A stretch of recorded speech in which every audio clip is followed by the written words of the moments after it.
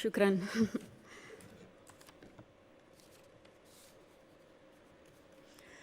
Good morning, Your Highness, Excellencies, friends and colleagues. I would like to thank you for the opportunity to be here today. It's also an honor to join forces with Educated Child, an organization led by a woman who is an amazing role model, a woman who has shown such relentless dedication to getting every child in school. This is such an exciting day for us because it marks the beginning of a new era in my home country, Colombia. Most of you may know me as an artist, as an entertainer, and that's indeed my calling and what I've been doing since I was 13 years old. But I never would have imagined when I started out that my work as an artist would end up being the vehicle for me to serve my greater purpose in life of working towards eradicating poverty through the power of education. As a Colombian citizen, inequality is a concept that sadly one becomes very familiar with at a very young age. It's a country like many others in Latin America where a few have a lot have almost nothing, and where if you're born poor, you will almost certainly die poor, and where people don't access equal opportunities. And because of that, generation after generation after generation live trapped in the same vicious cycle fed by prejudice and inaction. Growing up in my country when I was around 8 years old, I remember I saw kids my age who, instead of being in school, were already working in the streets, were barefoot in the park, kids like me, whose reality was completely different than mine, only because of the circumstances into which they were born. It was really hard for me to accept that something so unjust didn't have a solution. There had to be something that could be done. So I often asked myself why the adults around me were so resigned to the fact that these kids, who were just like me, or even their own children, were living in a parallel reality so different and so cruel. As Kofi Annan put it, poverty is intolerable in a world of plenty. So as soon as I had some success, the first thing I wanted to do was to invest as many resources as I could into what later would become the most meaningful project of my life, working for children. So I set out to find a team of people who dreamed big and worked hard and thought like me to help me right the wrongs that I had witnessed throughout my entire childhood. And that's when our foundation, the Barefoot Foundation, Pies Descalzos Foundation, was born. I knew, and I was only 18 years old then, but I knew that I wanted to focus on children and improving their lives, but I didn't know where to start. So I really felt that I needed to learn what the roots of inequality and low social mobility were. So I decided to study the reasons why children were working in the streets, or why some children were being recruited by the violent organizations like the paramilitary or the guerrillas. Why were so many children suffering from chronic malnutrition? And I realized that most of the issues that children face in my country had and have a common denominator: the lack of access to quality education. To me, it became crystal clear that education was the surest way to give all of these kids the best fighting chance of improving their circumstances in life, because education is the great equalizer.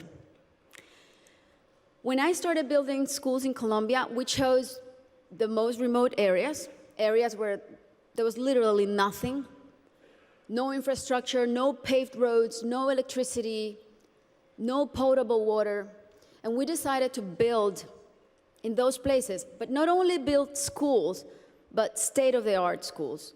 schools with comprehensive models that included ECD programs, school feeding programs, parent and teacher training. And another very important part is we decided to engage the government as a strategic partner and made it nearly impossible for them to say no to doing their part by showing them results through our holistic model that really proved to work.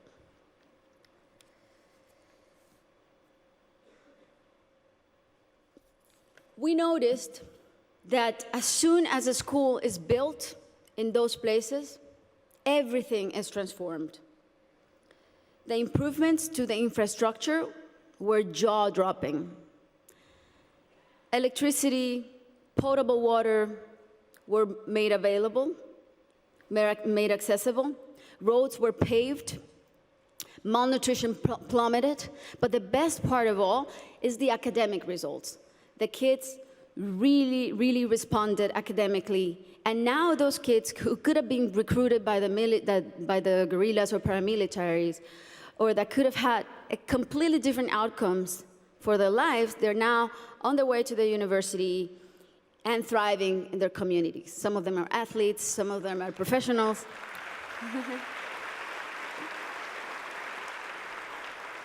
That's why it really is a thrill to work for education. That's why I'm so passionate about it, because I've really seen results that are as palpable as this podium.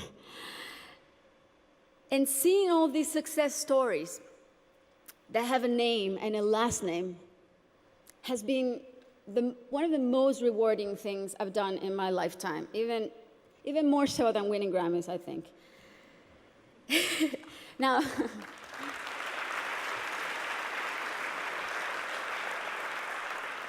now that said, our work is far from being done. Many developing countries are still rife with inequality and internal conflict, and there are a lot of kids who still need to be reached. History is not only the past. History, it's made every day in the present. And what matters now is how we go forward and how we fix what's wrong. And that is the real challenge. This is the goal of the SDGs and what people like Her Highness and myself and so many more of you who are adamant about achieving are here for. Facts don't lie, and numbers show what an incredible return on investment a quality education provides. For instance, if all students in low-income countries left primary school with basic reading skills, 171 million people could be lifted out of poverty. Systemic change often begins from the bottom up rather than the top down. The government must take responsibility, and we should all put as much pressure as we possibly can, but the rest of all, the civil society, should also do their part. What we have discovered, both at Pies Descalzos and Educated Child, is that many times only one single barrier to entry, such as no access to transportation or basic needs like a functioning bathroom, can prevent a kid from attending school or even put them at risk of dropping out. Sometimes, all it takes to change a child's life is the security of a hot meal in school or the ease of being able to hop on a bus that will leave you safely at your classroom's door. It's as simple as that. And these are simple interventions, and they don't cost a lot. The biggest effort, really, is in mapping the communities, in going door to door, searching for the out-of-school children, talking to the parents, talking to their families. Giving a name and putting a story behind these children is the first step to start rewriting their story. Over the next 3 years, we pledged to get 54,000 kids who are out of school or at risk of dropout into the educational system. Ultimately, more than 295,000 people will benefit from this project, including children, teachers, families, and community members. New schools and classrooms will be built. School kits and uniforms will be distributed. Children will be enrolled in school, feeding and transportation programs. Teachers will be trained in strategies and in how to identify those students who are at risk so they can receive psychosocial support. And we are extremely confident that this partnership is only the beginning and will be the model to replicate throughout my country until not a single child is out of school. This is our responsibility. Thank you. This is our responsibility to our children and our debt to fulfill for the generations to come. Thank you very much.